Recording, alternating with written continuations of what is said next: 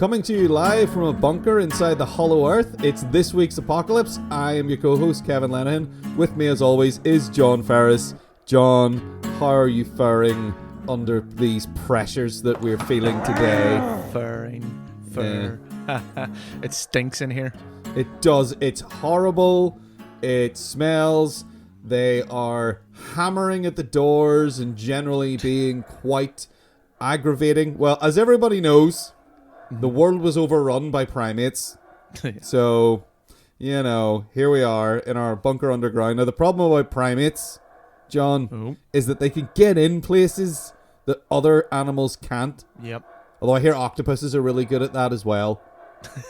They're really, really good at that kind of shit. Apparently, I watched a really good documentary about octopuses once that was it was My Octopus Teacher. Have you seen it? Oh, yeah, I've heard about it. I've heard it's very good. Oh my god, they're so clever. Anyway, but we're not being attacked. Yeah, I'm sure at some point in the future we'll be attacked by an octopus, but not right now. So, of course, the surface got taken over by primates and we retreated into our bunker, but they found a way in. Damn dirty apes. Damn dirty apes is damn right. So we are safe here in the living room of the bunker. Mm-hmm. But for now. I'm hungry and we have to get to the kitchen. Yeah. Because there is a big stack of tortilla chips in there that I know I left out in a bowl. Mm-hmm. They're probably safe. The problem is now, this bunker, I intelligently designed this bunker with 3 separate corridors into each room. Yeah. Yeah, with the thought that, like, if one is compromised, we'll have other access areas. Makes sense. Now, unfortunately, all 3 of these corridors that lead to the kitchen have been infested with a different particular type of primate, which is aggravating. So, there's one that's full of baboons. Yeah. Right, yeah. There's another one that's full of little capuchin monkeys. Okay. But you're saying, okay, there's so many of them. You don't understand. There's so many in there. There's so many. Oh, yeah, it's like, what would you rather face? A load of... A few baboons. It's a few baboons. A ton of capuchin monkeys. Yeah. Or, in the other corridor, we have a sort of a mix of chimps and orangutans. Yeah. There's only a few of them, and they seem quite docile right now, but I don't know what's going to happen. The chimps and orangutans are pretty damn strong. They're known for, chimps especially are known for attacking people in particularly nasty ways. Mm-hmm. I believe they tend to go for the face and the crotch, I believe is their sort of raison d'etre. Yeah, that's my fighting style as well. Well, smart. Yep. Right. So, luckily, we've been able to arrange 3 movies, each individually tailored to teach us beautiful about the behavior of each of these different kinds of primates when they have that killer lust about them. Yeah. Yeah. Yeah. Yeah. Nothing like killer lust. Yeah. So that was...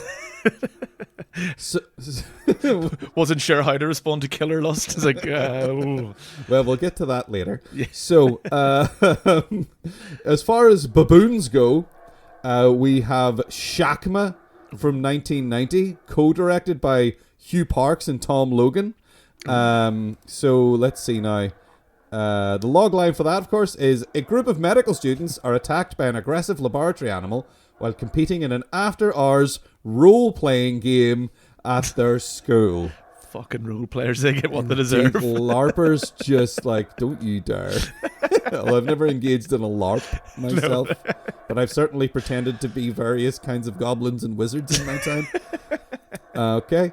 Then, as far as little capuchin monkeys go, from 1998, we have Monkey Shines, directed by the great George A. Romero. Yeah, I'm actually shocked we haven't touched on George A. Romero yet. One of his films yet. Yeah, it's just that, and so many of several of his films involve things that could be considered, instigators of apocalyptic scenarios. Yeah, you know? it really suits what we do, and we haven't touched on. Zombie apocalypse guy. He's the zombie apocalypse guy. We have to correct this. Yeah, but anyway, before we move on to zombies or whatever, logline for Monkey Shines, of course. A quadriplegic man has a trained monkey help him with his paralysis until the little monkey begins to develop feelings and rage against its new master. Cool. No, you read that, it does sound great, doesn't it? It does, yeah. Yeah. It sounds like, I mean, yeah, the first one kind of, I don't know, maybe you might be interested, like in Shakma's logline there, but no, the Monkey Shine one's the one. It's definitely piques your interest. It's appealing, yes. Yes, and as far as the sort of orangutan chimp corridor goes, we have Link from 1986, directed by one Richard Franklin. Now, the logline for Link here, it's a little back of the box information. When a female zoology student is invited to a remote seaside mansion to assist a primatology professor with his experiments involving chimpanzees, dangerous events start to occur, all involving the intelligent 45-year-old chimp, Link. I find it very odd that they like put his age there. Yeah, it's not really important. Strange. It's very strange.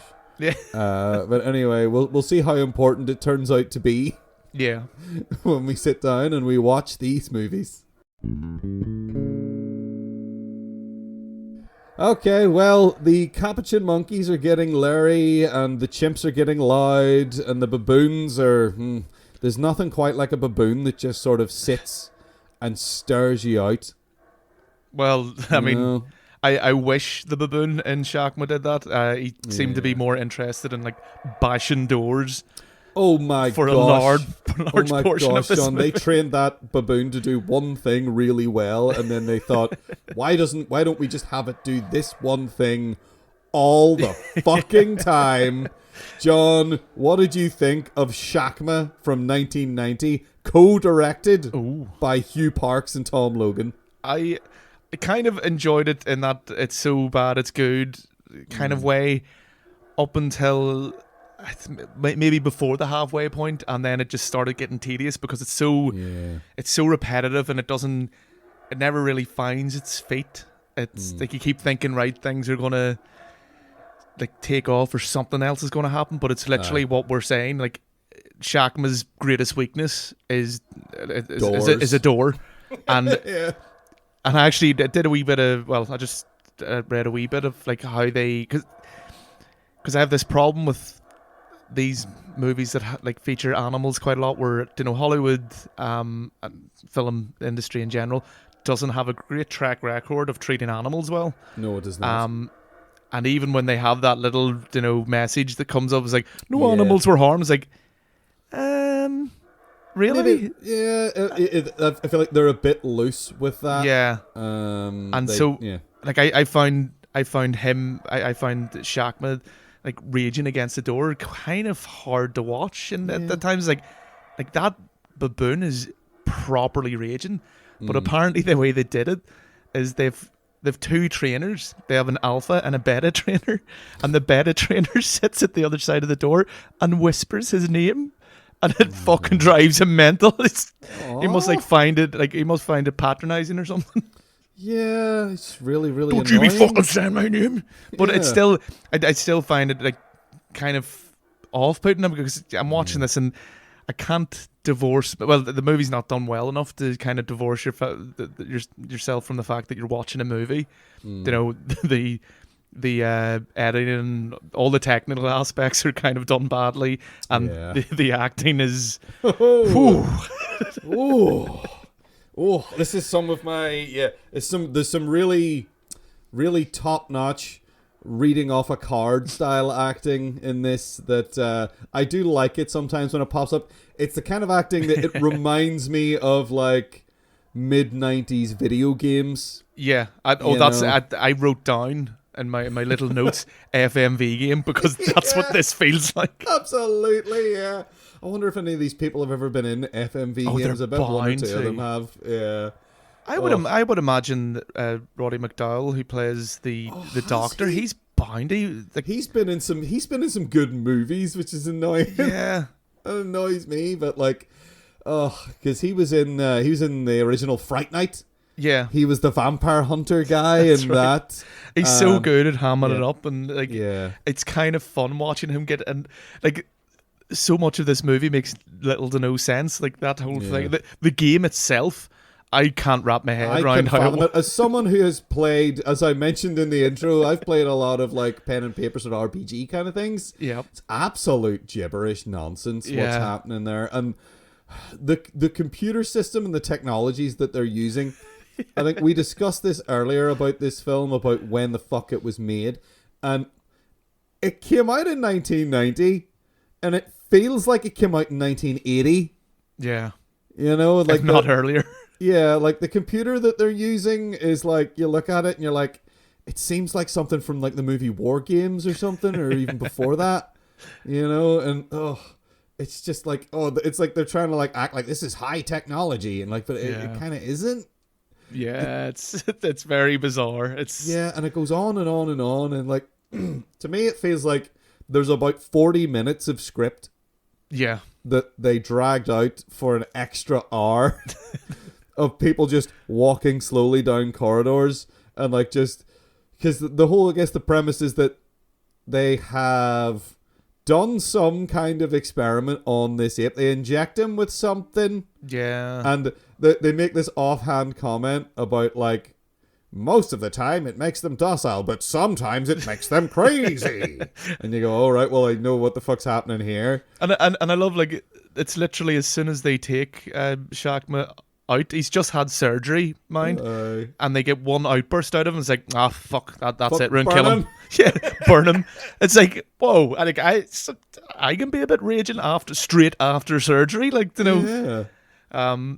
But yeah, it's very, very strange. I kind of loved the start of this though, because all these like ridiculously bad choices, like it opens with this brain surgery that they're doing in Shakma, and there's like this action movie music. It's like and you're like, what the fuck's going on? And then every character you meet, like they get camper and camper to like my favorite one, Bradley, the computer geek guy, who I was convinced him and the lead were going to kiss in that scene when he is flirting with him, something shocking, and I was like, this is a bit crazy. Yeah, he was hamming it up the hardest. Yeah. He was the one that like kept referring to himself as Sir Bradley and stuff during the LARPy game on the things, and like he was really like, yeah, he had this really pervy expression on his face every time he talked into his walkie-talkie. It was disgusting. So he was the best character. He was the best character, but he got killed off quite early. I'd say he had the most character, at least. Everyone else is a bland sort of bored. Yeah. And they're all really dull and stupid and do stupid things, of course, because movie. Yeah. And like the whole middle section of this movie just seems to, I think it's the script padding of, where are you? Over. It seems to be the line that's said about 500 times. It's Roddy McDowell just talking to people being like, Richard, where are you? And then Richard go into this room, Richard. Room 414, man. Go to this other room. And then we get a long scene of them walking down a corridor, and then flick to other people walking around corridors and talking about finding clues and telling Roddy McDowell they want to use their key. Yeah. And it goes on and on and on and on and on. And then somebody gets mauled by a baboon. And you're like, oh, what the fuck? In fact, there was one good bit I did really like. There's one part, and I guess mild spoilers for Shakma, which is a bad movie and you shouldn't really waste your time on it, probably. Unfortunately. But there was one good special effect I enjoyed. I don't know if it was good, but I liked it. There's a bit where Richard, the guy who's supposed to be like the nemesis in the stupid LARP game and his stupid rubber hat. Oh, great. I'm dating the goddess of vengeance. Best line. Best line. Best line delivered expertly, exactly like you just did. There's a point where he's like trapped in a cupboard, and then he's like he decides, he's gonna get a beaker full of acid and throw it in Shakma's face or something. And so he carefully, it's really funny, like he carefully pours the acid into the beaker and then remembers to replace the lid on the acid before he puts it back on the shelf. See, I think that was good character development. Showed you that he's been working in the lab so much that he has to do everything to the book. Does that instinctively almost. We're giving this movie way too much credit. Yeah, definitely. I think they just didn't want the actor to spill it. Yeah. And then so he goes, hi, gets the acid, and then he goes out and he's like, haha, and then he's confronted with the Shakma, and instead of sort of throwing the acid in his face, as we assume his plan is, he just sort of stands there holding the acid close to his chest, going, moo, and waits for Shakma to jump on him. And then, of course, spills the acid all over himself like a big prune. And then you're just like, and then you don't really see anything that happens after that, except Shakma going, brrr, which he does a lot. That's how Shakma kills people. He gets on top of people and he shakes. Yeah. And then we assume they're dead. But then you get a little shot later of that guy, and he has like melted half his face off and his chest. I really like that. Yeah, that was actually quite good. Yeah, the number of people that go to see Richard's corpse, it's like everyone has to go get a look at Richard's corpse and freak out and then get killed by Shakma. Yeah. Because Shakma spends most of that portion of the movie in that one room waiting for people to come in and then killing them. Yeah, I was waiting for like just this pile of bodies as like police and all come in. Everyone just who walks into this room dies, but no one does anything about it.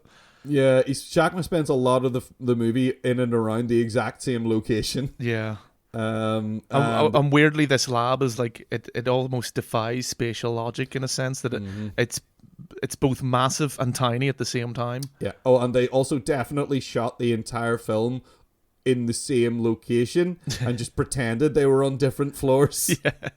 It's really obviously like, they're like, I'm on 5th, and someone else is like, I'm on 3rd. You're like, no, you're both standing in exactly the same spot.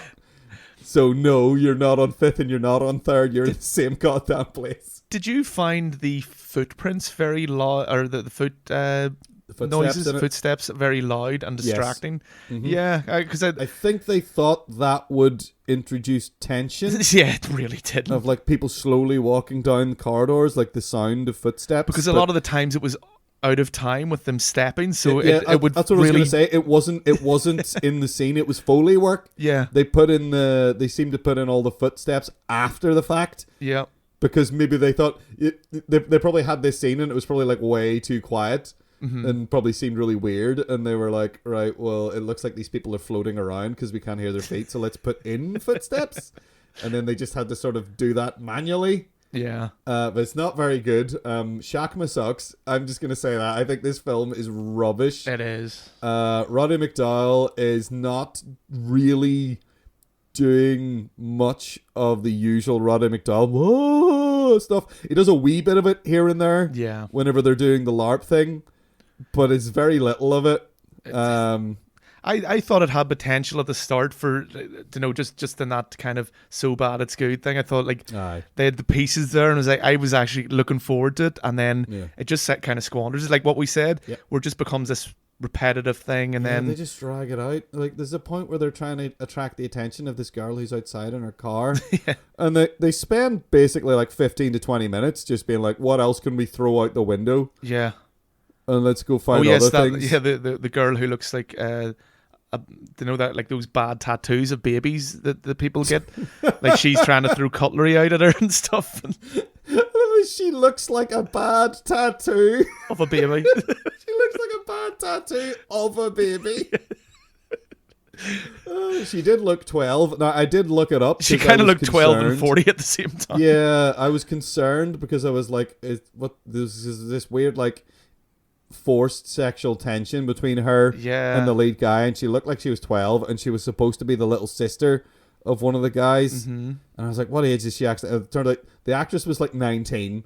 Yeah. And I was like, right, okay, that's less creepy, but still. Still, if you have to look it up just to make sure that I had to look it up to make sure she wasn't 12. Just to make sure you weren't implicit in something untoward. Yeah, it was weird. So I did like that at one point, because they never really do this in movies. They utilize a dead body quite well, where they used it as a doorstop. It's like that was good. That was kind of, like it's wee moments of like funniness and stuff like that, like unintentional. But yeah, I have to agree with you. It's shite. It is just pure shite. Yeah. I don't necessarily always like to be vulgar, but I just gotta say, Shakma was fucking shite.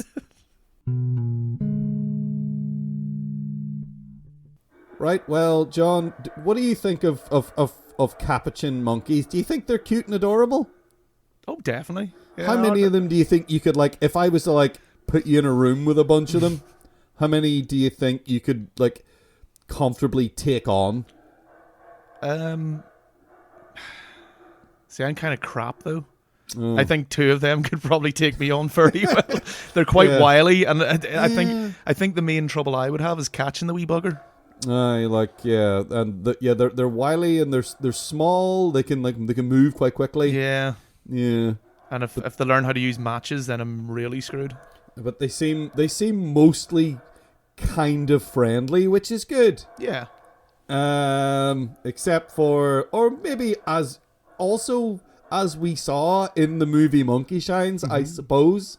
It's hard to say. You can't really paint with such a broad brush. No. I think. So, John, what did you think of Monkey Shines, directed by George A. Romero from 1988? I went into this movie not expecting it to be good. Yeah, the trailer makes it seem like it's going to be laughable and shit. Yeah, doesn't it? I was kind of shocked how much I enjoyed this movie. Yeah, actually, like, it's not great. It definitely does have a lot of issues. Oh, yeah. But I mean, there's moments of genuine pathos in it. It's quite sad. The main character, I mean, Jason Begg or whatever, however you pronounce his name, he's not great, unfortunately, at like being angry in particular. Like, it kind of comes across a bit strange the way he acts it, but he's actually not too bad when he ends up in this accident. He's quadriplegic. Then he goes into depression, and they maybe don't go into it as much as I would have liked. He could have made a whole movie just about a man dealing with this. I think originally they did. Right, test audiences or something. As the studio. Yeah, so apparently, right. So the script was quite long. Yeah. It's based on a novel. There's a novel this is based on called with the same title, Monkey Shines. Yeah. And it does delve a lot into that stuff. There's a lot more character work, I think, is done and was done in the original script. But they still, like, it does feel like something, like just what you're saying, there's some decision has been made that has kind of negatively affected the movie, because they kind of, even the bits that they deal with, I think they do it well enough, where he tries to commit suicide and things like that, and which is really difficult for him to do because he's completely disabled. And it's just, and especially, I mean, it's terrible for anyone to go through this, but he's so active in the beginning that I felt like they were laying it on really thick with that, though. Putting the rocks in the bag and everything. They really they wanted the highest possible contrast between his life before and after the accident. So they were just like, sports, run. That was like, he was obsessed to an almost comical degree. At the beginning, I was like, at the beginning, I was just kind of like, oh, I don't know, because it was so over egging that. It's very cheesy at times, and to me, it feels like one of those kind of middling Stephen King kind of adaptations where it's not great, it's not amazing, but it's watchable, it's good, it's got good not The Shining, but it's also not Sleepwalkers or The Night Flyer. Have you seen The Night Flyer, John? I don't think I have, actually. It's fucking awful. It's about a vampire in a Cessna who travels around various airports eating people. It's so bad. That kind of sounds great. It goes on. Oh, it's so long. It's one of those like films that you think that sounds funny, and like the original story's okay. It's not the tippy top of Stephen King, but fuck, the movie goes on forever. It's got not the bad guy. It's got the guy who builds RoboCop and RoboCop in it. The guy that like is the guy that's like all proud of him and stuff, and then meets his comeuppance with Clarence Boddicker and all that. Anyway, it's got that guy in it. He's like a guy who's following around the vampire in his own wee Cessna, trying to catch him because it's all murders. Anyway, nonsense. It's a fucking terrible film. This is way better than that.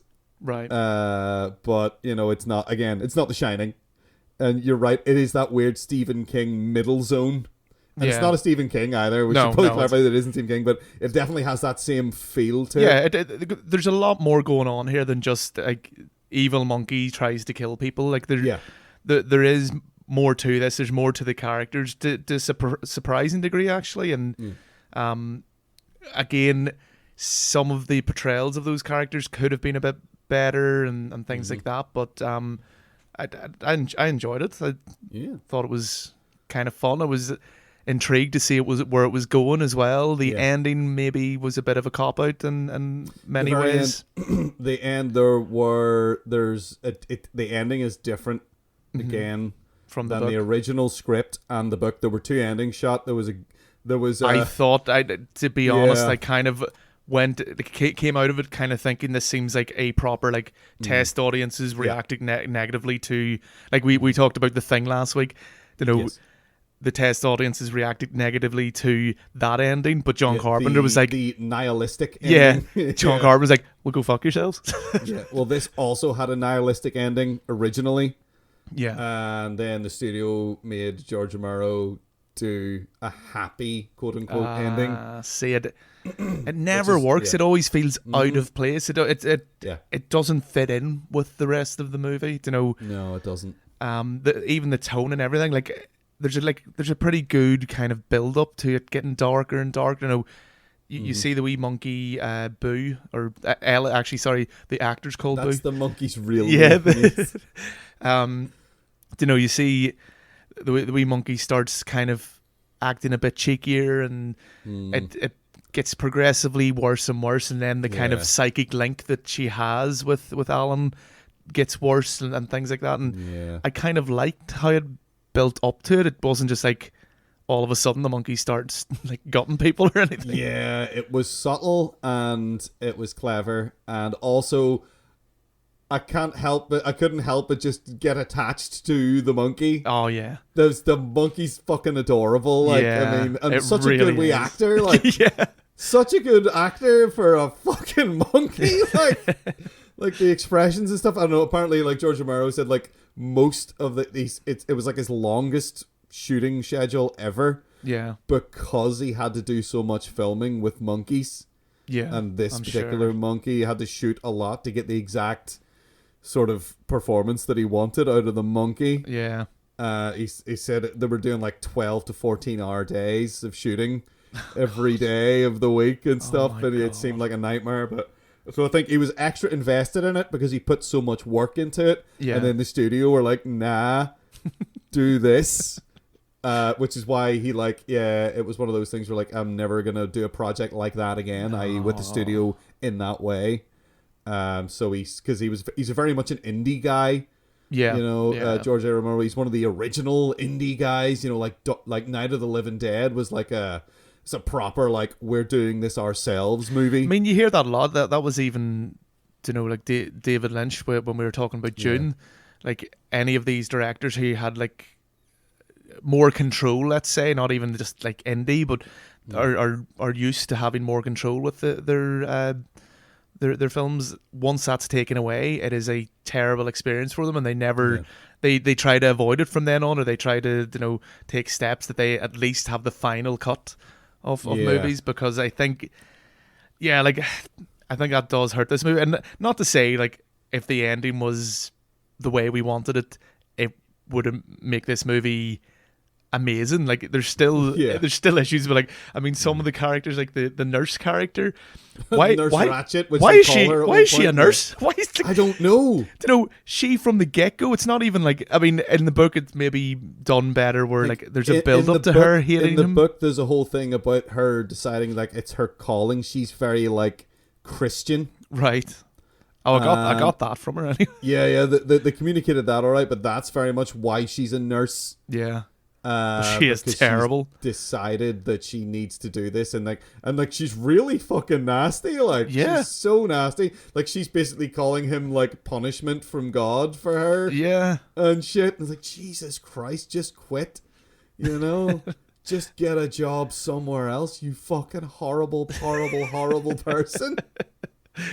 And his mum as well. His mum's almost cartoonishly rubbish. Like, yeah. Oh God, yeah.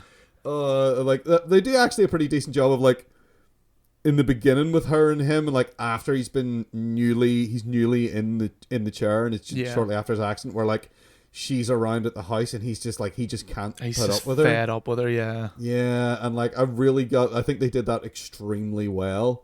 Where like he's trapped and like she's watching all these old home videos of him and stuff, and he's like, I don't want to see this. Yeah, and he can't do anything about it because you know he's there in a wheelchair and he can't use any of his limbs. Yeah, and he's stuck with her, and like he's just like please, to the point where he just tells her to go.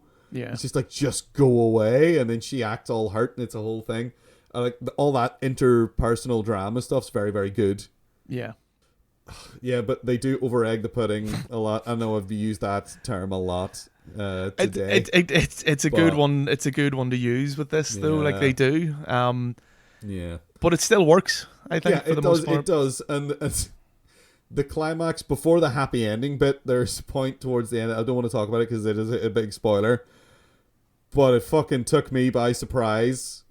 A moment of violence that took me completely by surprise, and I was genuinely... It was one of those I exclaimed out loud, holy fuck, to the room when it happened, because I did not expect it, and I did not expect it to be as visceral as it was. I was like, oh my god. Yeah, I know what you're talking about, and we'll touch on that in our spoiler section. In the end, when we do our sum up at the end, we'll talk about it.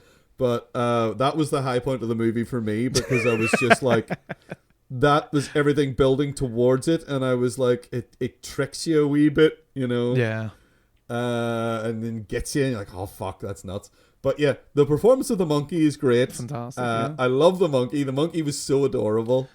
And I kind of I liked the friend Jeffrey, I think was his name. His buddy, like the science guy. Yeah, he was kind of. I kind of found him fun to watch. The guy who's sort of the reason for it, because I guess we should probably explain, if you haven't seen the movie, that the monkey's not just a normal helper monkey.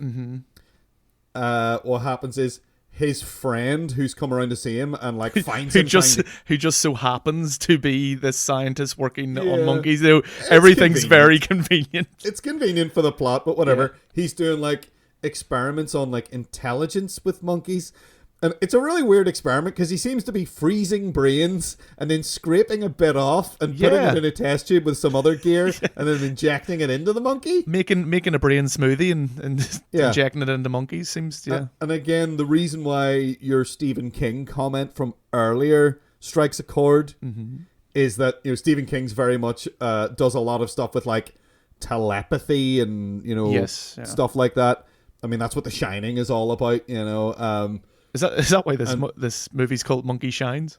Does this monkey have The Shining? The monkey has The Shining. In a way, it does. Yeah, yeah, you're it definitely does. Because the whole premise is that the monkey is developing a psychic bond with Alan. Yeah, and is like. It turns out originally it's the best helper monkey ever. Yeah, because it knows what he wants almost before he even asks. There's that great wee scene where he's got like these wee punch cards that the monkey puts into the phone for him to ring certain people. Yeah. And his friend Jeffrey's standing in the room with him and he goes, okay, Ella, ring Jeffrey. And the monkey's just like looking at Jeffrey really confused. He's like, no. But he's here. And then they come to the realization she's so smart, she knows not to ring Jeffrey because he's in the room. Yeah, there's no point in calling Jeffrey because he's here. He's not at home. The wee monkey, the wee monkey. Like, I think it helps. Like, the wee monkey's so cute to watch, and then when it goes kind of crazy, you're like, no. You're like, no, but I was almost behind the monkey a lot of the time. I was like, yeah, fuck these people. Yeah, like, I mean, I think this is. There's a certain link between these three. Excuse the pun. These three movies, and that all these monkeys are being experimented on in some shape or fashion. Like that Shakma started with Shakma getting brain surgery. Ella is just constant. Every time Jeffrey is around at the house, he's basically injecting her with. He's giving her more of the stuff. Yeah. And he himself is a junkie as well. He's taking something. It's never really. I can't remember if it's alluded to what he's taken. He doesn't specifically say, but he has this thing where he's trying to not sleep. Yeah. because he's basically saying that, like, if he basically stays up all night for 3 nights in a row and then sleeps, that by the time he gets to, like, whatever age that he dies at, he'll still have been awake for, like, 65 years or something, and he'll have lived more than other people. So I think he's taking amphetamines or something to stay awake and then crashing out really hard. But he looks strung out for a lot of the movie. There's certain points where, like, towards the end, it's like he's on the downslide of his, like, junkie high, and he's very grey, and he seems like he's gonna fucking die at one point, but nobody addresses the fact that he looks like he's gonna fucking die. But they probably all seen it coming. So he is, and he's a good character. He's the root of it all. So he's like, I'll help you get a monkey, and we'll train this monkey, and blah blah blah blah blah, but secretly it's the lab monkey. And his horrible evil boss. And like, people probably recognize Stephen Root, who plays his boss guy, and apparently like this was his second kind of movie role before he was a stage actor, and apparently he lied, or he got his agent to lie about how much experience he had in movies to get this role, which is kind of funny. He's been in like tons of stuff. He's so good. He's very often like a comedy kind of guy. He's brilliant in Con Man.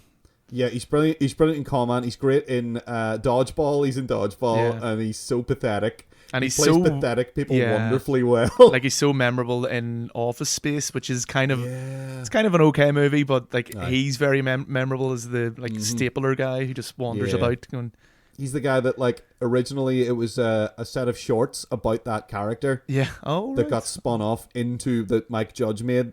That got spun off then into the movie. Oh, okay. So it was Milton is his name. Yes, it was a series of shorts called Milton that Mike Judge made about this just weirdo that works in an office that walks around the place and talks like this and makes weird threats about burning the building down under his breath, and everyone's like, "What?" Yeah. So he was the impetus for that movie even being made. Oh, cool. So. Yeah, he's a great actor. He's in Brooklyn Nine-Nine as well. He plays like one of the character's fathers in it. And he's in absolutely tons of stuff. If you go on his IMDb for the short amount of time that he's been working, so to speak, like, in movies and stuff, like he has hundreds and hundreds of roles, but they're all like wee small ones and stuff like this. But no, he's very good. I would love to see the alternate ending because it involves him. Oh.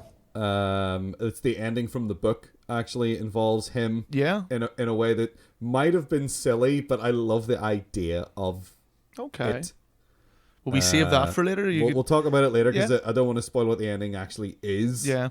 Even the ending of the book. Even the ending of the book, I guess. Yeah, I don't want to spoil the book in case somebody wants to go read the book, you know?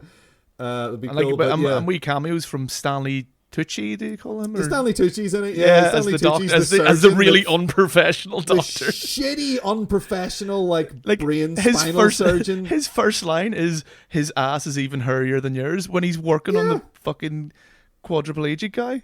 Yeah, and he immediately starts chatting up his wife. Like, as soon as he meets her, and you can see where that's going straight away. The wife played by Janine Turner, who was in Northern Exposure, which is a great wee series.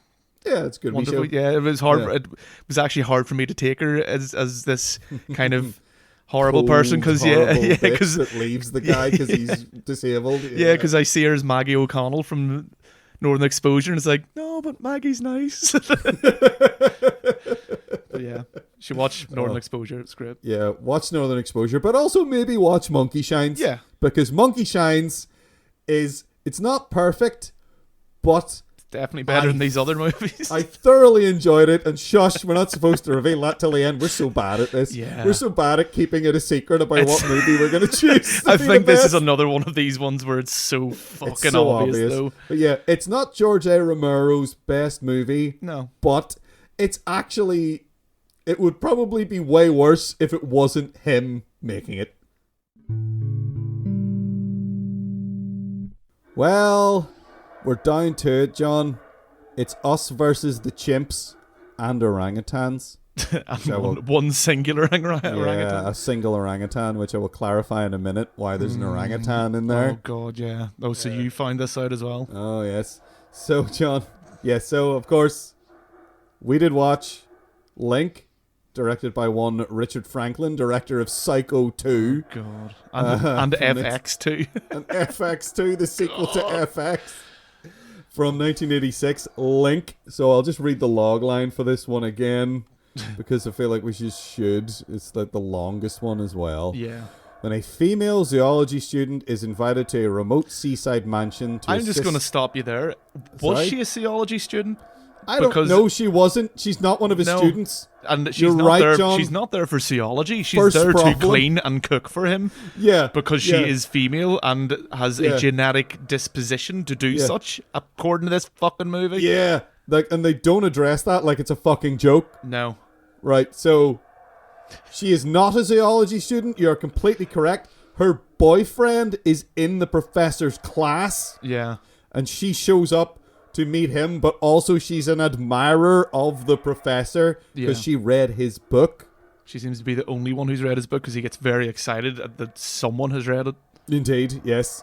So she shows up there, and then she's like, he had an ad for volunteers for an experiment, but instead of doing that, he hires her as his fucking maid. Yep. And sends her out to his fucking middle of nowhere fucking mansion. That seems to be, I don't know, it looks like Scotland to me or something. I'm sure it's like North England. Is it actually Scotland? Yeah, it's Scotland. All right, okay. The middle of fucking nowheresville. Surrounded in a place that is apparently surrounded by wild dogs. Which is something I have never experienced living in the UK my entire life. It's one of these things that they try to like make the atmosphere isolated again, just to refer back to The Thing last week, where please do. It very naturally, the atmosphere that took place in was inhospitable, hostile. and therefore you couldn't survive out in it long. This is just like, fuck it, throw some random dogs there so she can't go anywhere. Are we allowed to talk about The Thing now that we've done an entire episode on it? We can talk about it even more. Oh my god, well that's great then. Because now our listeners have a reference point. Yeah, now everybody understands what The Thing is. John Carpenter. Because they didn't know before. Yeah, so this is a weird place that doesn't exist in reality, but you can kind of just say, okay, fine, to that. So, zoology student invited to a remote seaside mansion to assist a primatology professor, played by Terence Stamp. Yes. Being arch and a dick, as he's very good at. Yeah. Kind of randomly though as well. Like there's an on and off switch with him. Like there's no in between. There's no build up. It's just like right turns. Now you're really horrible and arch, and then next scene is like now you're all right and you're dead. No, on. We're making tea, and you're making the most horrible tea ever. Yeah, it's fucking weird. Like, what is up with this? He's talking about being English and all this stuff about being English, and then he's bunging a bunch of tea leaves in cold water and sticking it in the microwave. What the fuck is that? Like, it's like they're trying to show off that they have microwaves. His life seems horrible. And it's like, I've got a bunch of frozen meals in the freezer. Just stick them in the microwave. Oh, it's amazing. Like, fucking hell. It's horrible. Holy shit. Right, and it says with his so she's there to assist primatology professor with his experiments involving chimpanzees. Yes, there are 2 chimpanzees. Yes, there is.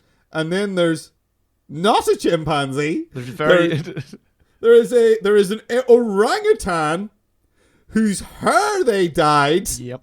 And told us was a chimpanzee. Yeah, it's ridiculous. For a start, even doing that is just, why the fuck bother? Like, I imagine they just had this orangutan that was really well trained. Yeah, but like, why not just make it an orangutan in the story and like have it, like, it doesn't matter what apes he's training or anything like that. We know he's evil. He's doing some kind of like, he's just being an arsehole to them as well. Like, I don't know. This movie from the very get-go was kind of annoying me because that whole like monkeys wearing, or not monkeys, primates like wearing clothes. It's a great ape. It's a great ape. It's not a monkey. Doesn't have a tail. You know, is that the definition? that's one of the definitions. I think some monkeys don't have tails. I think all apes don't have tails. I'm not sure. But yeah, like it just the way they treated these animals just seemed really wrong to me. Yeah, it feels like animal cruelty just filmed a lot of the time. It's one of those ones. Even if that disclaimer came up, and I'm not sure if it did come up at the start of this one, I would still be going, yeah, right, after seeing it. But that's actually not this movie's. That's not even the worst thing in this movie, or well, maybe it is actually. Okay. But everything in this movie is terrible. Yeah, I'm just going to finish reading the description because it goes on to be problematic. Yeah, Okay, so, Professor, so she's our female zoology student invited to a remote seaside mansion to assist a primatology professor with his experiments involving chimpanzees, or orangutans or whatever. Dangerous events start to occur, all involving the intelligent 45-year-old chimp Link. Now, they mention several times that he's 45. Yeah. And I don't understand why they think that is such a significant detail. They keep saying it, and they have it mentioned in the blurb right here. Yeah. It's baffling to me that that's the important, salient piece of information they want to get across. Oh, my God. And, ugh. It's weird. Like it starts out... There are a few moments in this movie where I was like, okay. Okay. Right, because it's purportedly a horror movie. Yeah. All right. The music is not horror movie music. The music is like crappy circus music. Yeah, it's so bad. It's so distracting, and it plays so much. Like every time you see Link, it's basically playing, and it. Yeah. I mean, this is Jerry Goldsmith as well, who did the music for this. You know, he's done better. Maybe it's a different Jerry Goldsmith. I should maybe look that up. Okay. Instead of the Y, he has an I or something. Maybe. But, I don't know. Like, the music is horrendously bad. It's because like he did did he do the music for LA Confidential? He was involved with it anyway, but yes, he did. He did the music for that.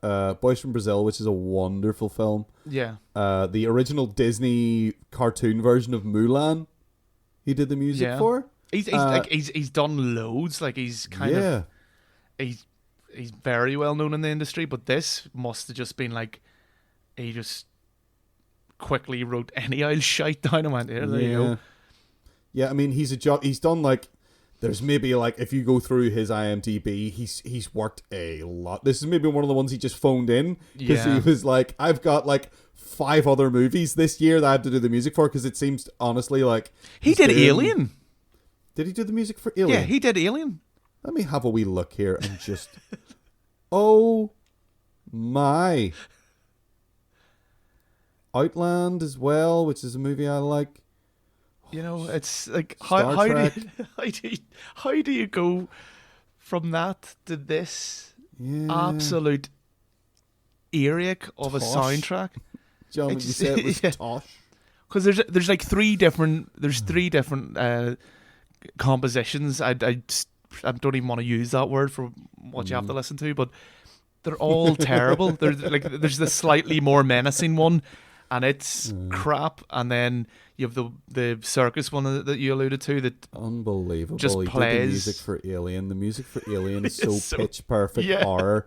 That is like the one of the greatest like just horror. It's so minimal and just eerie and the music for this is just in your face nonsense. Yeah. I mean, I think they do constantly allude to the fact that he's a former circus animal. I think that was his sort of like instruction from the director of the studio was like, we want it to be like weird circus music. we want elements of the circus in this, and he's just put around.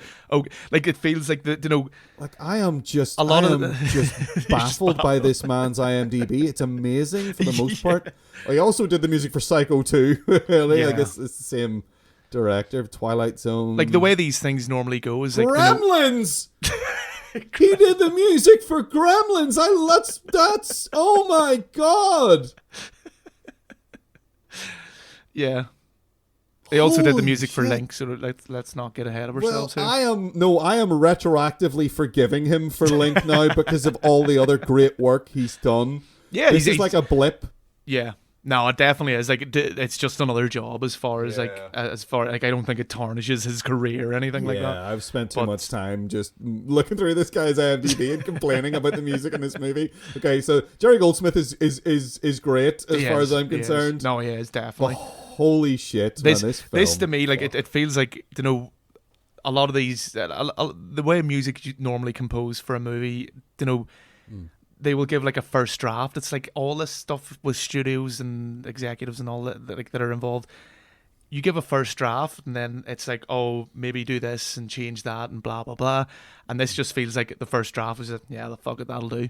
Yeah. You know, it doesn't feel like much work went into it in that sense. I hope not anyway. Yeah, so the music doesn't help with the atmosphere at all, unfortunately. Some of the exterior shots are quite nice. They found a good place to shoot it, I guess. But again, it does look miserable and barren, you know. But there's not too much interest in it is done with the camera work or with the editing and things like that. And it actually seems like I read a wee bit that this director, Richard Franklin, seems to be very much I'm just going to say Hitchcock wannabe because... Oh, absolutely, yeah. Even things that he said were, like, in relation to this movie as well, where is it? It's actually, you can even just find this in the IMDb trivia for this movie.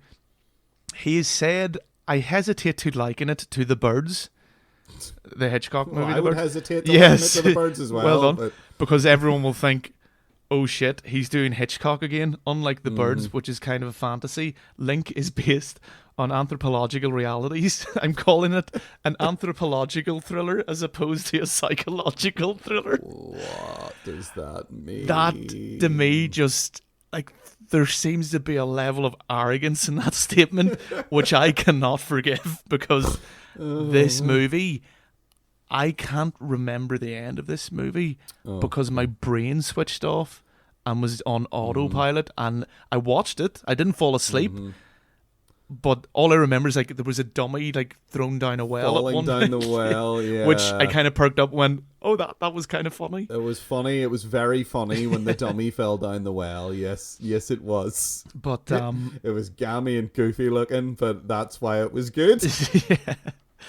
But it does seem like he's trying to do, like, even that statement just says it in black and white. He's trying to be Hitchcock, but he doesn't have the same capacity, really. Maybe, yeah.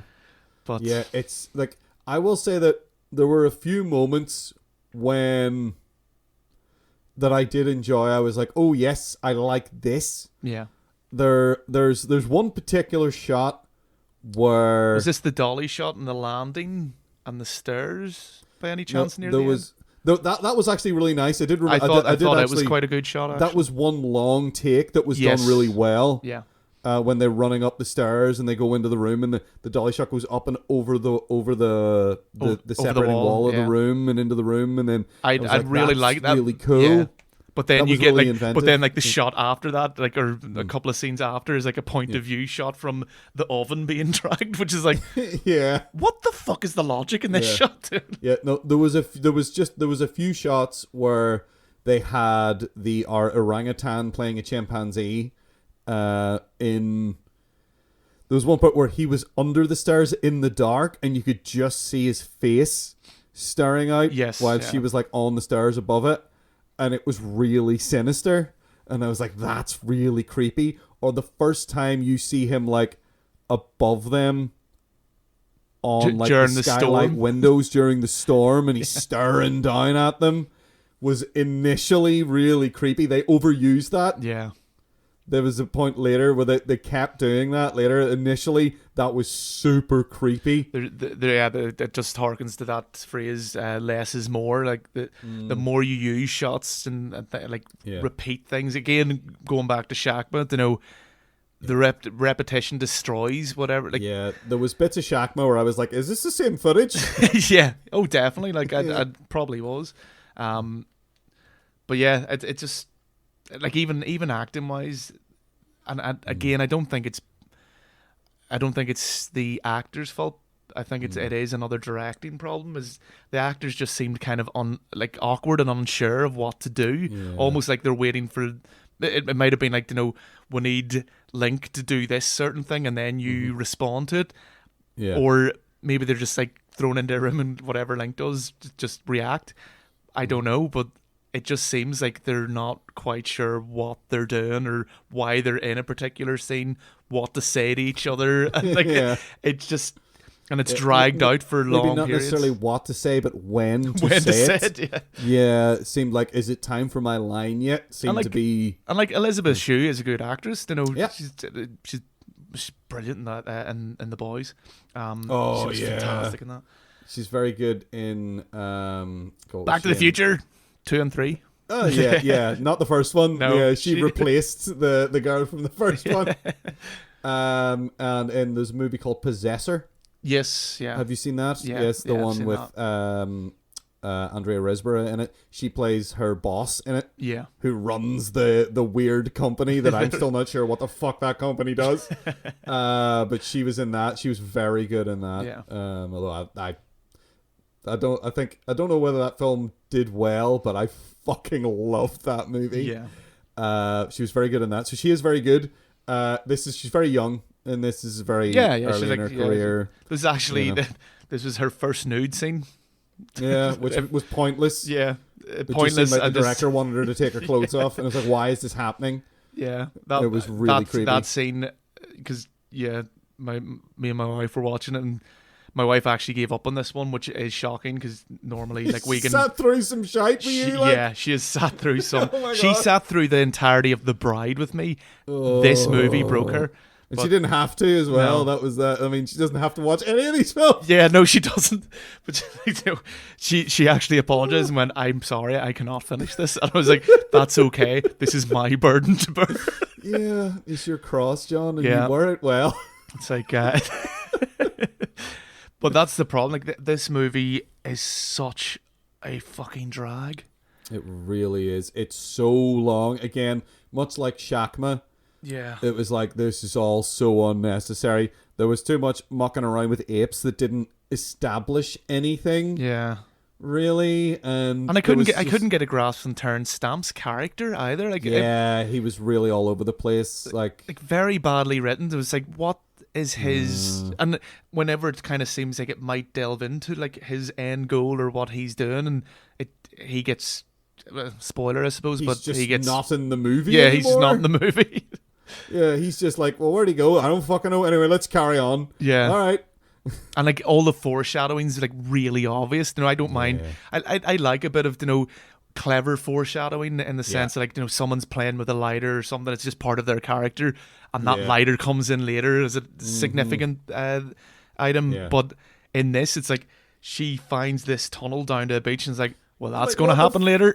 Fuck is that even there for? Like, you literally have scenes just to show this thing exists, so that you don't question it later. Yeah, no one has a reason to use the tunnel. It's just like, here's the tunnel. Okay, weird. That's going to be important, of course. Yeah. Ugh. Like, fucking hell. No, this was very, very disappointing and very, very hard to get through. Yeah. Now, I did enjoy, there was one good sort of effect scene, I guess, action scene sort of, where a van goes over a cliff. Yeah. And the way it was shot, it actually seemed really dangerous for Elizabeth Shue. Because the shot where it goes over the cliff, she is like standing there and she has to like, you see her at the edge of a cliff moving out of the way of it as it goes past, and it's all one take. Yeah. So she must have been right there next to this van that was careening towards her. Get out of the way as it goes over, and you see it go over the cliff and hit and smash. And I enjoyed that, but I think that says a lot about the rest of the film, that was the bit where it's like, yay, something's happening. Yeah, exactly. And I'm not having to listen to weird, crappy circus music. Sorry, Jerry Goldsmith, but you really phoned it in on this one. Fucking big time. Man, yeah, I wonder so- was his first draft actually really good, and then Richard "It's Franklin not was like, circusy "Yeah, enough." we need more circus." in it." Because actually, I think my head canon for the making of this movie is going to be that, because Jerry Goldsmith has done some, like, as we've Some listed of the up. best soundtracks Yeah, of horror movies ever, and this is supposed to be a horror movie. yeah.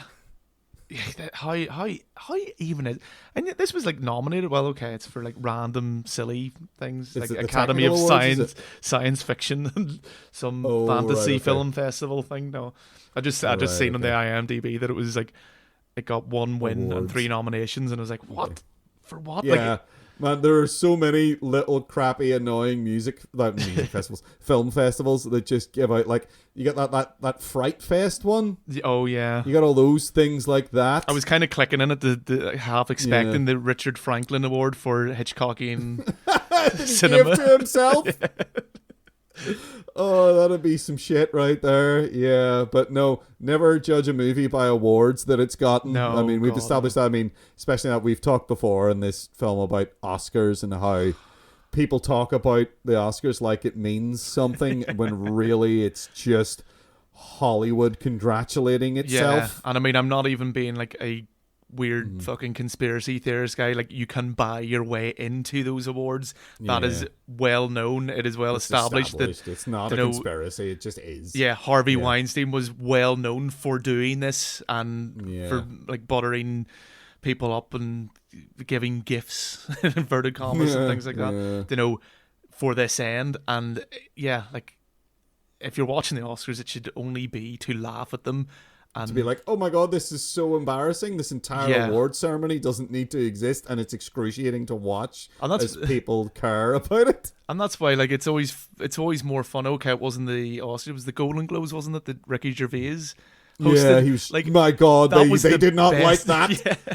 Oh, the glitterati themselves were very disapproving of Ricky Gervais' hosting Yeah. of those awards. But like, oh it was my. the best. Like, they are actually really fun to watch because Yeah. it's just a stand-up routine, and these people who, let's face it, should not be, like, they don't need praised any more than they already Yeah. are. Like, it's nice to see them getting taken down a peg or two. But Yeah, I think they were expecting the Billy Crystal hosts the Oscars routine, and that's not. I mean, when you hire Ricky Gervais, you know that's not what you're gonna get.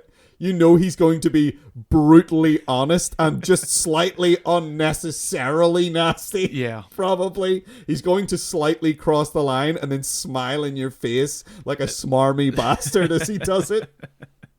So yeah, that's not at all about this movie, and I think it's very telling once again that we're talking about Ricky Gervais instead of this fucking travesty of a this rubbish film that we're not going to choose to be the best movie. Definitely. No, let's just move on and pick our best one because we know what it is. Yeah. So yeah, I mean, maybe watch Superman 2 instead because Terrence Stamp's in that as well, Yeah, and I it's suppose. great. Yeah, go watch Superman 2. Don't watch Link.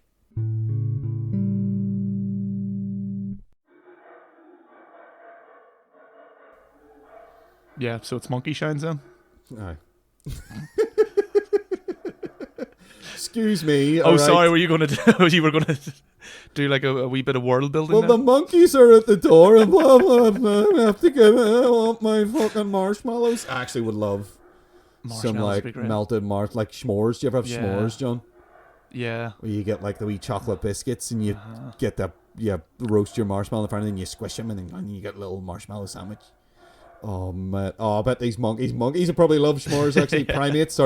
Probably not great for them though. Although it's not great for us either. No, they're not. Well, but no, I would after never all, willingly. Yeah. I mean, humans are a great ape, aren't they? Isn't there like? We're not a great ape. We are a whole other next thing, which is why we're a different genus. But we are primates. Yeah. Where we're not I apes. thought we were counted as one We're of the great apes. No, I don't think so. They call us. I mean, to quote Terrence Stamp from fucking Link, we're the bold ape or something. Brr. But no, but we are primates. Yeah. But then the subdivision below that Oh yeah. would be okay. apes. We're Homo sapiens. Yeah. I think, you know what?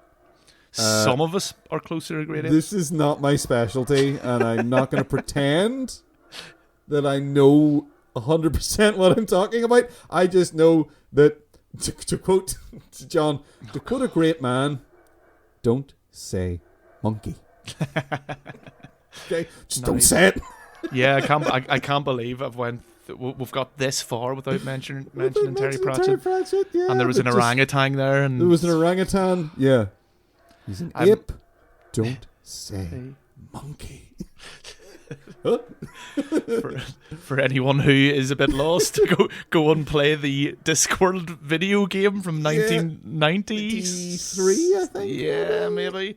I think that's the year I played it. It was probably like around 94, 93, 94 maybe. Yeah. I was definitely playing it. I remember you wrote me a guide from memory. Oh, God. When we were like 11. We're like the biggest nerds ever. When we were like 11, I was really stuck in that game. And I told you where I was and the puzzles I'd done and the one I was having trouble with. And then you wrote on a little sort of like notepad, you wrote like 3 solid pages of the stuff I had to go on and do. Yeah. I was like, this is fucking insane. And I remember looking at it and going, that can't be right. And then it was. Yeah. Because that game was nonsense, but it was fun. Yeah. Anyway, just John. Go back in time with the butterfly, put the butterfly over the lamp, and then it'll... Yeah. The rain cloud will form over the wee cultist guy. Yeah, and you put a picture of an octopus in the toilet, and that makes there be an octopus in there. Yeah. What? Perfectly logical. You gotta put the love custard in there as well, and then you gotta make the guy eat the prunes, and then yeah. See, I even remember that sequence of events. It was 1995 it came out of. It came out, okay, that was probably fairly new. It was probably only out for about a year or so whenever I was actually playing it then. It was great. It was but great. Anyway, yes. Don't say monkey, John. Yeah, Discworld has an amazing orangutan who's a fantastic character, and I would recommend. Good librarian. Yeah, I would recommend anyone go read those books instead of watching Link or Shakma. Yeah, and maybe even do watch Monkey Shines if you find the time. Yeah, watch Monkey Shines and read Discworld. It's fun. Yeah, like take a wee break, watch Monkey Shines, and then pick your book back up again. Yeah. Yeah, or listen to the audiobooks. There's a very good... I like the Tony Robinson ones. Yes. He does the abridged versions of the audiobooks. There's unabridged ones as well that Nigel Planer did. And also... I can't remember. It's actually the cover artist. Josh Kidby. I think he did. Kirby? Or maybe it was like the one who does the covers now. Oh. Who did them later. Who does... Stephen Briggs, I think, did a lot of the unabridged ones as well. Right. They're like 8 hours long, though. The Tony Robinson's ones are closer to 3 hours, and they're very good. So this has just become a Terry Pratchett promotional podcast. Yeah. And I am happy with that. That's fine. So, John, which of these movies did you think was the best movie? Monkey Shines, obviously. Monkey Shines, yeah. Monkey Shines was why? Fun. Okay, so this is the point. We will talk about spoilers here. Yeah. If you don't want to know the end of Monkey Shines, maybe don't listen to this. But I like the end. I like the first part of the ending of Monkey Shines. That brutal attack on the monkey. Yeah. Oh my God. Because there's the thing I think that they set that up really well, because there is a really lovely moment earlier in the movie when Alan and Ella are bonding, and Ella hugs him because he's sad. Yeah. And it's so fucking heartbreaking, and it's beautiful. Yeah. And then he has to use that later to trick her. And it is just... And to be honest, I would genuinely say I was not expecting it. No. It came out of fucking nowhere. And I was absolutely fucking appalled, but not in a bad way. Appalled, but also like, what options does he have? It's like that was he has to do it, and it's all he has. If this tells you anything, the only thing he has at his disposal is his mouth. Yeah, and he has to deal with this monkey, and it is just Tom Savini did the special effects for this movie, as he did for a lot of George Romero movies from Dawn of the Dead onwards. He basically is involved in every George Romero project, and he's to me he's the one of the best physical effects guys ever. There's like 3 big ones. There's Tom Savini. There is what do you call him from The Thing? Oh my god! What? Yeah, you should know this out of I everyone. should know this. I was literally talking about him last week. Yeah, my mind's went blank. No point asking me. I forget things as soon as I say them. Rob Bottin. I am so disgusted with myself for not remembering that. Holy shit. Right, so anyway, as I was saying, there are 3 big special effects guys in my head. So one of them is Tom Savini, the other is Rob Bottin, and then the other one is Stan Winston. Yeah. When it comes to like physical effects. Now you could go back further and maybe reference like the old Harryhausen. The Ray Harryhausen stuff with like Jason and the Argonauts and stuff like that, and like those fucking Sinbad skeletons and Sinbad the Sailor. Yeah, he did all those ones, and they are great. You go back and look at them now. They're fantastic. It's one of those ones where you look at it and you're like, yes, they're using stop motion there, but the way they're using it is so clever. Yeah, and they're orchestrating it really well with the actors, and the things are frightening and well designed, like the harpies and stuff in. I can't remember if it was Jason and the Argonauts or Clash of the Titans. There's, but they're both him. Yeah. But there's a bit with harpies, and the harpies are fucking terrifying. So like, and I mean, you can't forget the importance of all that stuff, because this all like, this is the foundations of the effects that we have now. It all started with this earlier stuff and built on it. So like, and they almost like kind of wrote the language for it, and kind of doing what you can, being smart with things, as you say, like kind of the way they utilize it, and the way they try to hide the fact that it's an effect, where audiences at that time would be sitting there going, that looks so real, and where today you might be going, that looks ridiculous. Yeah, but when the monkey dies, it was too real for me. Yes, it was far too real. I was genuinely upset by the way that monkey was being flung especially around. The monkey in this is a victim as much as Alan or anyone else, because it's being experimented on. It didn't ask for this. The real villain in the piece is actually his friend Jeffrey, in that sense, who we liked. So he's more like, there's more to him. He has his reasons. He's a bit more ambitious than maybe he should be. He's trying to like get results to throw in the face of his boss stroke kind of competition in a way. But like, just as you're saying, like, I love that, again, just what Link fails to do, where foreshadow something well. Monkey Shines does it perfectly with that hug from the wee monkey, which you don't know at that point that it's foreshadowing anything, but it's touching and you remember it. Yeah. And it makes sense. There's a whole reason for it beyond foreshadowing, and when it comes back, and just the complete juxtaposition between your reactions from the first time it happens and this last time, as you say, is possibly one of the most horrific. Like, I love animals, and it is horrific to watch how brutal and animalistic he has to be to dispose of Ella. Yeah, to kill her, and it's horrible, and it's so affecting. Like, I'm just thinking about it now. Yeah. It's kind of choking me up a wee bit, because I was so attached to that wee monkey.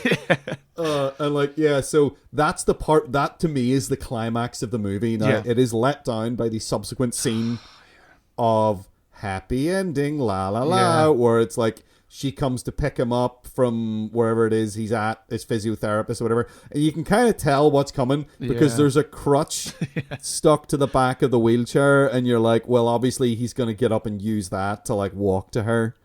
And you're like, the crutch is also symbolism for the people who need this scene as an emotional crutch. Yeah. Because they can't deal with a dark ending. Yeah. Because, like, at the end of it, everyone's fucked up, and there's bodies lying all over the place in the house. And, like, she could be dead. The love interest, as it were, the lady that trained the monkey. Yeah. who they sort of have a relationship and fall in love and whatever, because you have to have that in a movie apparently. Yeah. But I'll forgive it. By law. Yeah, by law apparently. So they have a whole thing where, like, you could easily have ended that movie with everyone being dead and him being on his own. Now, in the original ending, he does not regain the use of his limbs. Which makes more sense. He also, like, he's still with her, but she can't help him now because he doesn't want another helper monkey and he can't be around them. And it might seem a little silly, but I kind of like it and I would like to see it in the film. The original ending is Stephen Root's character, the guy that runs the lab, that is sort of antagonistic towards his friend who's doing the experiments and wants to take his work and abuse it. He injects all of this does happen in the film. He's injected all the other monkeys with the stuff that they've got in the lab. In the original ending, which is the ending in the book, so spoilers for the book as well, is that your man Alan himself is still disabled, and it's a real downer ending, no happy ending, but more realistic. And a bit more realistic. But the unrealistic part, which I like, is that Stephen Root's character, what happens to him is he's injected all the monkeys with the serum. Now he goes back to his lab and he's running his experiments, and what happens then is that all the monkeys are connected psychically, and they use their psychic connection to then control him. Nice. So he becomes a monkey man. Oh, that would have been brilliant. Stephen Root would have really jumping around like that. A crazy monkey man. So they take him over. Their subconsciouses begin to control him. Right. And that's the end of them. That was the original end of the movie, was that. And I would have loved to see that, because that is nonsense, but it's nonsense I would like to see. Yeah. Now, yes, the ending that we're left with is very Hollywood. It's very happy pie in the sky. And everything's going to be fine. It's so naive in that sense as well, where, like, I actually enjoyed the journey of Alan, like, kind of coming to terms with the fact that it's a new life form. Like, you know, he has to learn to accept it. Yes, he's not the same person as he was. You know, he can't do the physical things that he used to, but he starts going back to uni, he starts learning, and there is like a positive aspect to kind of dealing with this and being able to accept it, and they just throw it out the window, be like, nah, it was just a mistake the doctor made at the start, and we just have to connect this bit up to you and bit of duct tape, and there you go, you can walk again. You're going to be fine. You'll be fine. Just a couple of months later, and then you're putting bricks in your bags and running out in front of fucking milk carts again. Yeah. Actually, that is something that is rubbish. The way he has his accident at the start is really weirdly filmed and strange. And God, it's so cheesy. Bit funny. Like, the fact he's running down the street with his bricks on his back, and then a dog comes out and scares him into the road. And then the camera turns, and like, it's really obvious that the truck that hits him wasn't moving. They just turned the camera around really quickly into the front of the truck. Then the shot of the bricks in the air, like raining bricks. So bad. It's raining bricks. Oh, it's so bad. Yeah. But the rest of the movie, I will say, just overall, I enjoyed my experience with it. I really liked this film. I loved the monkey. Yeah. And Boo is a cute wee monkey. He's a fucking... It's... Oh, man, it's so adorable. The wee reactions and all, and you're like, oh... I was sitting there going, I kind of love a wee helper monkey, just like running around. Yeah. But that's... Don't do that. No, but I don't think people should do that. They're wild animals. Leave them out in the wild. Yeah. Obviously, there's sanctuaries and things, and... Yeah. Give money to sanctuaries. Yes, but donate to sanctuaries, please. That would be super cool. Yeah. I would love that. If anything could come out of this, and it be that, then I would be happy. So yes, Monkey Shines is great, but not as good as it could be. No, it could be better, and through no fault of George Romero. And again, as a result of this experience, he vowed never to work in this way again. Yeah. Because he had never worked with a studio in that way before, and you can see the consequences of it and why he would go back to being like, I'm just going to be indie still from now on, please. Yeah. Thank you very much. And, you know, his output after this was very good too, until, like, I mean, George A. Romero's output in general, I mean, I have a lot of affection for his films. Yeah. I think the Dead trilogy that he did, obviously, is, like, extremely well regarded, and they are all marvelous films. Yeah. But I have a particular affection for Creepshow. Yeah. Speaking of Stephen King, great, actually, that we were talking about earlier, it is also written by Stephen King. Yeah. It's a Stephen King, George Romero sort of collaboration with He's John a cameo Landis, in I it think, as well, helped him doesn't with he? it. He's the farmer guy. He is the protagonist in the story about a farmer who finds a meteor that's crashed in his back garden or in his plot of land or whatever. And, like, it's the silliest story in Creepshow. It's the way it's put together is very surreal, because you get a lot of, like, his imagination and what he thinks people will say to him in little scenes, and it's actually kind of it's like it's kind of a light sort of part of it that is quite nice, although it is also quite a downer as well. It's got that little mix of, like, it's funny, but at the same time you're like, oh, this is bad though. What's happening to him is bad, but it's funny that he's being a goofball. Kind of good writing. There's more to it than, like, you know, tragedy and comedy have always been linked in that way. But is there really much more to say about Link and Shakma? Is there anything they're both about shite. their endings that even you would like to highlight? Because to me, they were the end. I did find the end of Shakma to be offensively patronizing, in as much as it's like they totally had this sort of like. He could leave, and he doesn't. That's right. And then they have a gearing up scene where he straps some bandages to his wrists and then gets a hockey stick. Yeah. And you're like, no. And he still manages to get mauled. Yeah, and he goes out to face the beast, and like he's all armored up. He's not really even armored up. He's standing there in a fucking sleeveless, like, muscle shirt. Yeah. And his friggin' tracksuit bottoms with some crappy bandages wrapped around his wrist, and he's got a hockey stick, and it's supposed to be all dramatic, and I was just laughing at it because it was so obvious what they were trying and failing to do. Yeah. You know, it was like, no, this is nothing. I love the wee shots of Shakma running about, because baboons adorable. are just funny looking wee creatures. They are. They're really scary when they get angry. Yeah, definitely. They got them teeth. Oh my gosh. Yeah. That if, it's for eating fruit. My hole.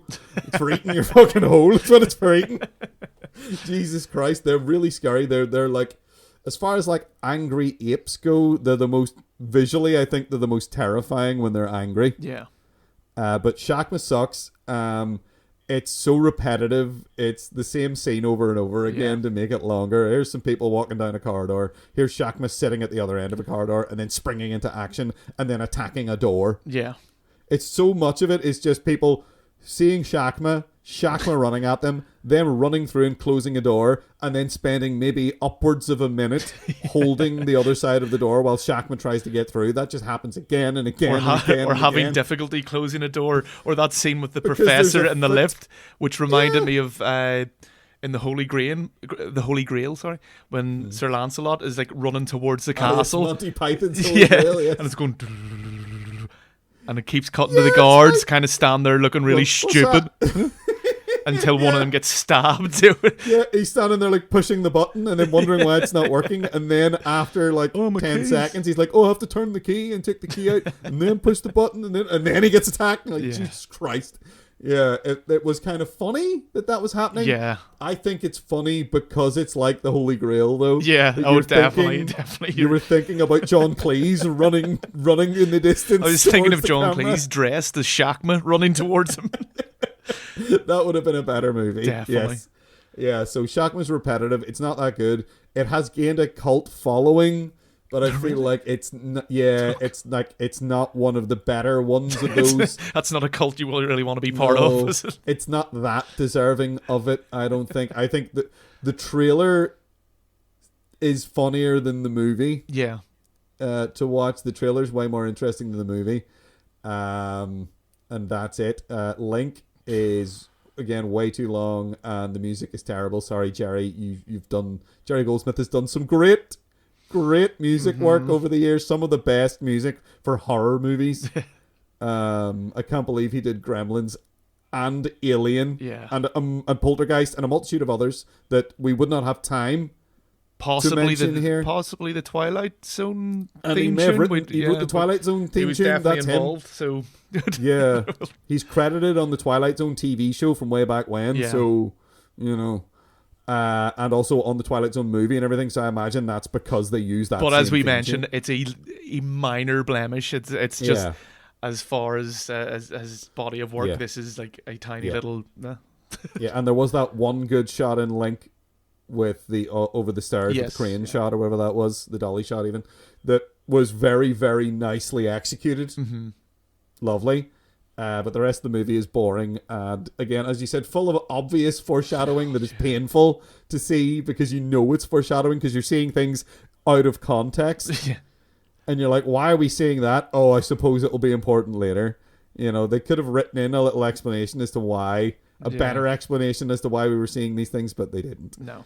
And it's just, Link just goes from being helpy to being murdery in such a inconsistent way. Yeah, it's kind of, they kind of allude to the fact that he understood the phone conversation and knew he was going to be put down.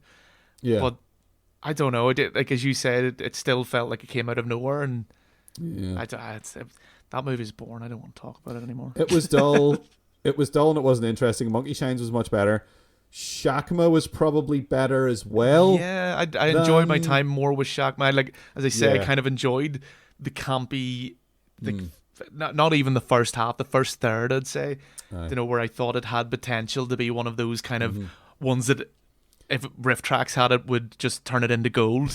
Yeah, I bet they may have done one. I don't know. It'd be worth looking into. Yeah.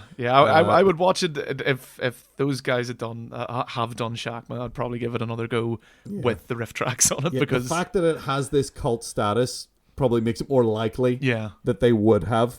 But it's not a good movie. I don't think it deserves its cult status, really. No. Yeah, because there's some movies that you understand that, like I mean the obvious ones like Evil Dead and things like that. Where you go, Evil Dead's not a so bad it's good though. Evil Dead's it's just good. Yeah, that's true. This is one of those sort of like I think Project Metal Beast, which we did 1,000 years ago, approximately 1 year ago actually. Was like it kind of gets that as well, and I don't think it's so long and boring. It has a lot of footage of people walking down corridors unnecessarily. So it's got a lot in common with Shakma. It's just that Shakma is definitely better than Metal Beast. Yeah, true. Shakma's a more menacing antagonist than Metal Beast as well. The Metal Beast, the Lasagna Beast. Indeed.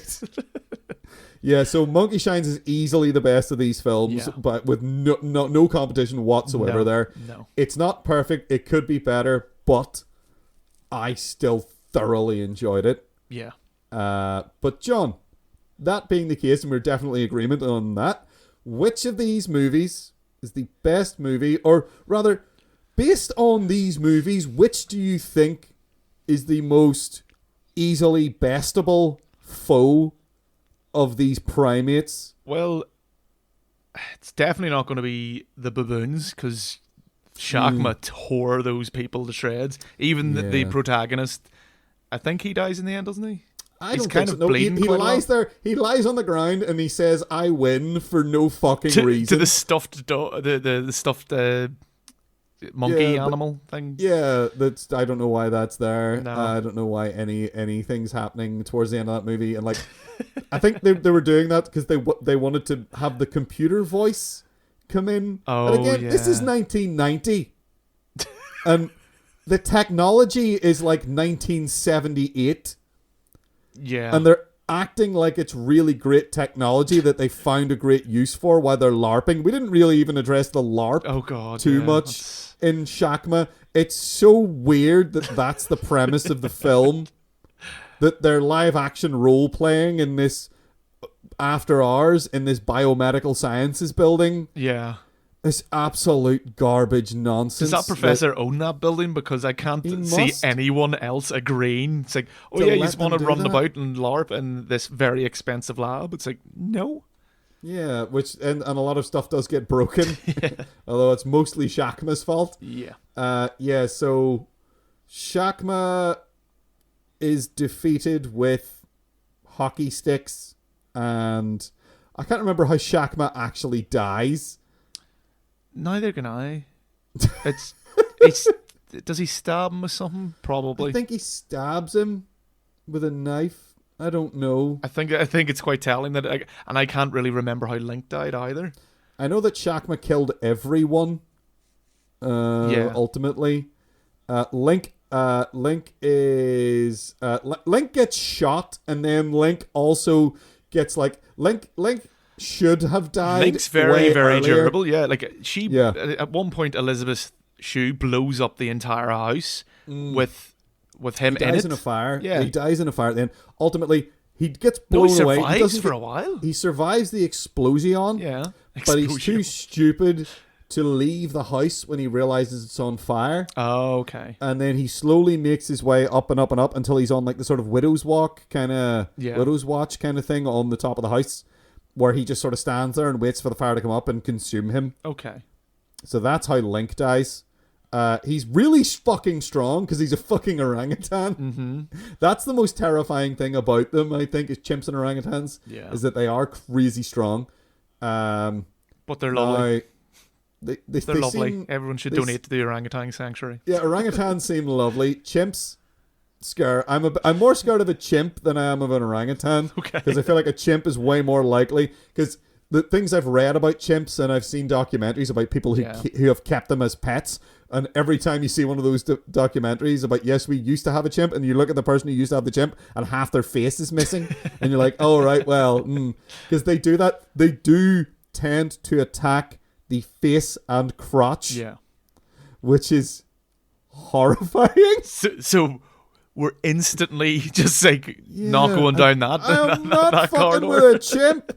No fucking way. So I think by process of elimination, we're dealing with the capuchin monkeys. The wee capuchin monkeys. Yeah, because the reason it was such. Now again, Ella does do some good taking out of people. Oh yeah. She's able to wrest the syringe from Jerry or Jeffrey. Is it Jeffrey's name? Jeffrey. Yeah, and she basically ODs him on which tranquilizer. is kind of awesome. I love the She's fact that the coolest. she really is the coolest because she doesn't have the she's kind of at a disadvantage in a way, in the sense that she doesn't have the physical strength to overpower her human which is what counterpart. the other two are all about, the fact that they're physically more intimidating. She has to be sneaky, and she's brilliant. She's fucking with lights, she's getting syringes full of poison, and you're sitting there going, this is fantastic. Although I did laugh when she's on a campaign of psychological terror against the nurse as well. Yes, that's right. Yeah, she kills the nurse's bird and leaves it in her shoe. Yeah, makes her quit her job, which is Ella's the winner. Yeah, Ella is the best monkey. She's the best ape. She's the best primate. Is she the most defeatable though?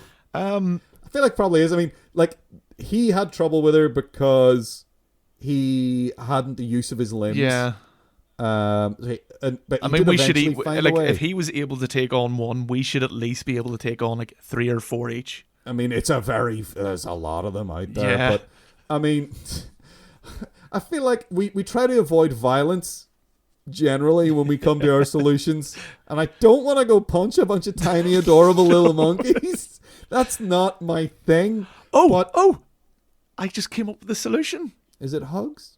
It kind of is. He puts the music on and Ella dances. Oh, it was so adorable, that scene as well. That should have been embarrassing, but it wasn't. It was lovely. So let's go in, put some music on, hug a few monkeys, and go get something to eat. Let's get some Slayer tapes. And I'd love to see Ella rocking out to some Slayer. Maybe not Slayer. We'll find something nice and maybe some Motown. Some Ella Fitzgerald.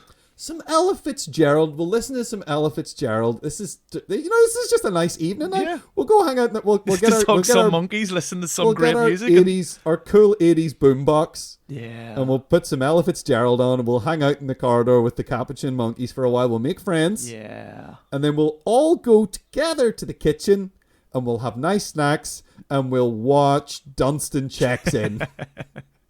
Yeah.